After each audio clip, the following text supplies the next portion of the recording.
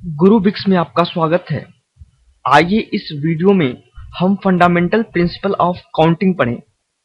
तो काउंटिंग के दो फंडामेंटल प्रिंसिपल हैं, fundamental principle of multiplication and fundamental principle of addition. तो फंडामेंटल प्रिंसिपल ऑफ मल्टीप्लिकेशन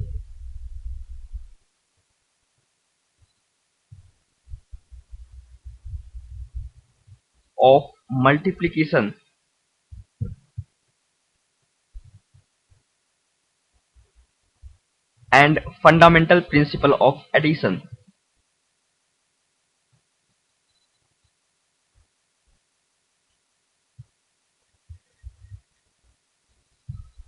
तो सबसे पहले हम fundamental principle of multiplication discuss करते हैं।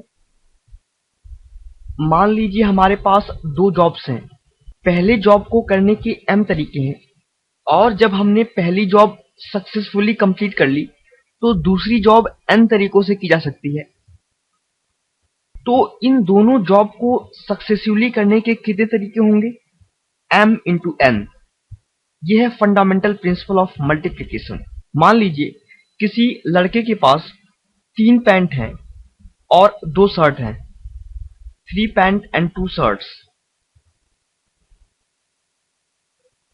और पहनने के लिए उसे एक पैंट और एक शर्ट चूज करनी है। तो कितने तरीके से वो एक पैंट और एक शर्ट चूज कर सकता है? सबसे पहले उसके पास कितने पैंट हैं? 3। तो पहली जॉब को वो कितने तरीके से कर सकता है? 3 वेज। ओके। और उसे 2 शर्ट चूज करनी है, दैट मीन्स दूसरी जॉब को कितने तरीके से कर सकता है? 2 वेज। और दोनों जॉब सक्सेसिवली करनी है, एक पैंट चूज करनी है, उसके बाद एक शर्ट चूज करनी है। जब उसने एक पैंट सक्सेसफुली चूज कर ली तो उसे एक शर्ट चूज करना है, दैट मीन्स दोनों जॉब सक्सेसिवली करने हैं। तो एक पैंट और एक शर्ट चूज करने के कितने तरीके हो गए? 3 इंटू 2 इज इक्वल टू 6। आप इसे ट्री डायग्राम से भी समझ सकते हैं। जैसे मान लीजिए कि हमने पैंट्स को किससे रिप्रेजेंट किया? P1, P2 और P3। 3 पैंट्स हैं तो हमने उन्हें P1, P2 और P3 से रिप्रेजेंट किया है और शर्ट को S1 और S2 से रिप्रेजेंट किया है। सो P1, P2 एंड P3।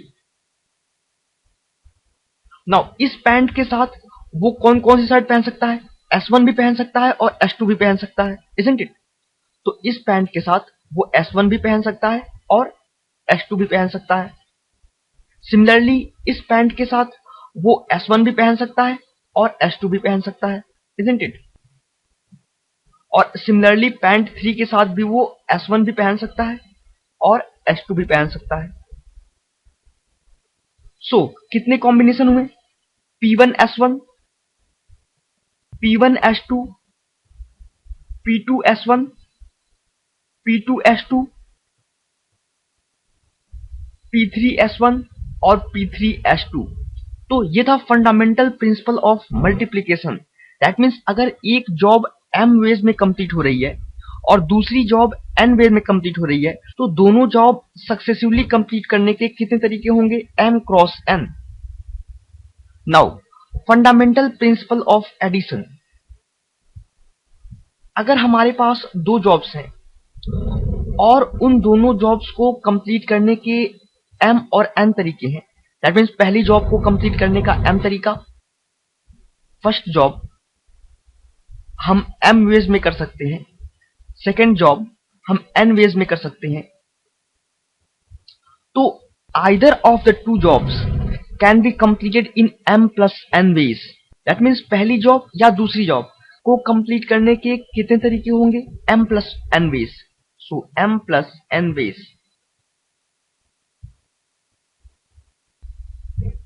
जैसे कि मान लीजिए एक क्लास में 10 बॉयज हैं और 9 गर्ल्स हैं। जो क्लास टीचर है वो किसी एक स्टूडेंट को मॉनिटर के लिए चुनना चाहता है तो वो कितने तरीकों से चुन सकता है? या तो वो 10 बॉयज में से किसी एक बॉय को चुन ले मॉनिटर के लिए, या 9 गर्ल्स में से किसी एक गर्ल को चुन ले मॉनिटर के लिए। दैट मीन्स दो जॉब है हमारे पास। पहली जॉब को करने के कितने तरीके हैं? m veg. दैट मीन्स उसके पास 10 वेज हैं एक बॉय को चुनने के लिए।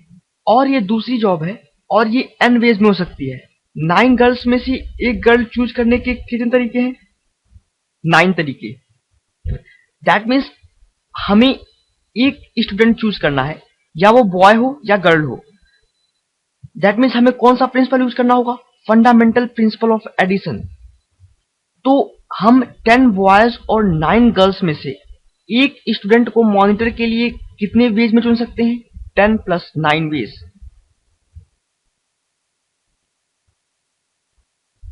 19 वेज। ओके, सो ये दोनों प्रिंसिपल, काउंटिंग के ये दोनों प्रिंसिपल परम्यूटेशन और कॉम्बिनेशन के क्वेश्चन को सॉल्व करने के लिए बहुत ही इंपॉर्टेंट है।